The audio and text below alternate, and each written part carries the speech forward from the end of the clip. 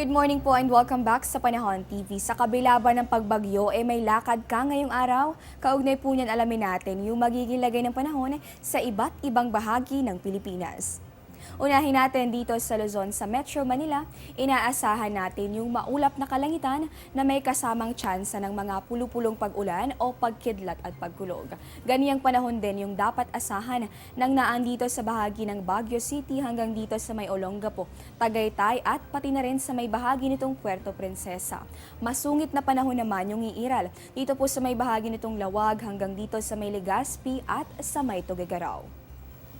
Punta naman tayo sa Visayas, inaasahan din natin dito sa bahagi ng Tacloban hanggang sa Iloilo, Bacolod at sa Metro Cebu, yung maulap na kalangitan na may tsansa ng mga isolated rain showers or thunderstorms. Ang ating pong temperatura yan na maglalaro sa pagitan ng 24 at posibleng umabot sa 32 degrees Celsius dito sa bahagi nitong Tacloban habang mas mababa naman sa pagitan ng 25 hanggang sa 30 degrees Celsius. Yung inaasahan dito sa natitirang bahagi ng ating mga nabanggit na lugar. Panghuli na lamang natin sa bahagi nitong Mindanao, inaasahan din natin na katulad sa Visayas, inaasahan din yung maulap na kalangitan na may tsansa ng mga pulupulong pag-ulan o pagkidlat at pagkulog. Mayroon po tayong temperatura na maglalaro sa pagitan ng 24 at posibleng umabot yan sa 32 degrees Celsius dito sa may Zamboanga, habang mas bababa naman sa 30 degrees Celsius yung posibleng maramdaman dito po yan sa may bahagi naman nitong Metro Davao. At para ready na rin kayo sa magiging lagay ng panahon, tingnan natin yung forecast ng Pag-asa sa mga tourist destinations sa Pilipinas.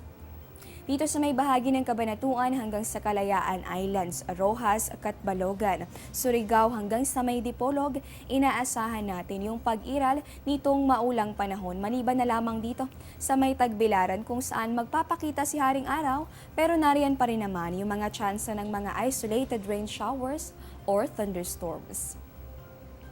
Check naman natin yung magiging lagay pa ng panahon sa mga iba pang bahagi ng Pilipinas. Dito sa bahagi nitong Vigan hanggang sa Banawe at Anilao, inaasahan nating sisilip naman si Haring Araw pero wag maging kampante. Magdala pa rin ng payong dahil nariyan pa rin yung tsansa ng mga pulupulong pag-ulan o pagkidlat at pagkulog. Mas maulang panahon naman yung posibleng umiral dito sa bahagi ng Puerto Galera hanggang sa Taal, Naga City, El Nido, Boracay at pati na rin sa Camiguin. Sa punto pong ito, check naman natin yung magiging lagay ng panahon sa mga susunod na araw. Unahin po natin kung ang destinasyon nyo ay dito sa bahagi ng Cannon Road sa Baguio. Inaasahan natin bukas itong pag-iral ng maulap na kalangitan na may kasamang mga pulupulong pag-ulan o pagkidlat at pagkulog.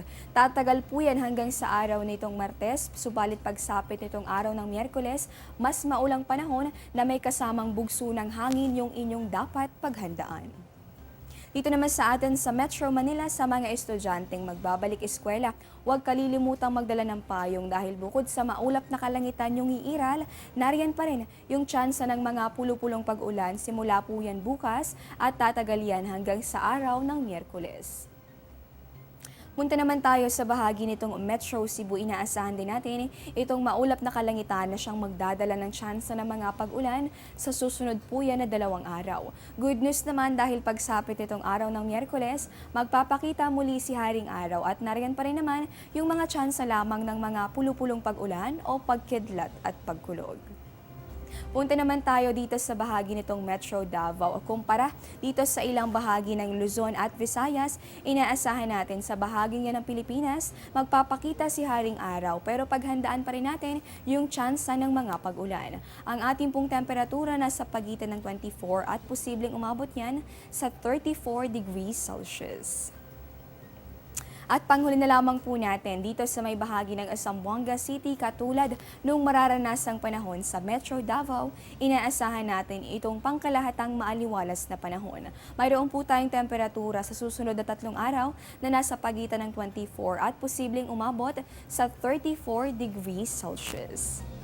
At eto, anunsyo lamang po, kasado na nga yung 14th Surgical Forum sa susunod na buwan na pangungunahan ng Philippine Society of General Surgeons.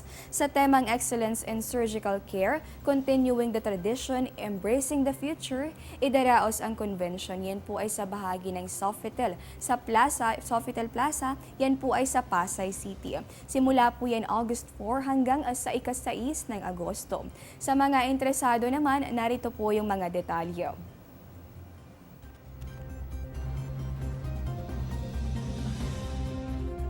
At sa punto pong ito, narito naman yung mga lugar na maaapektuhan ng landslide. Abangan yan sa aming pagbabalik.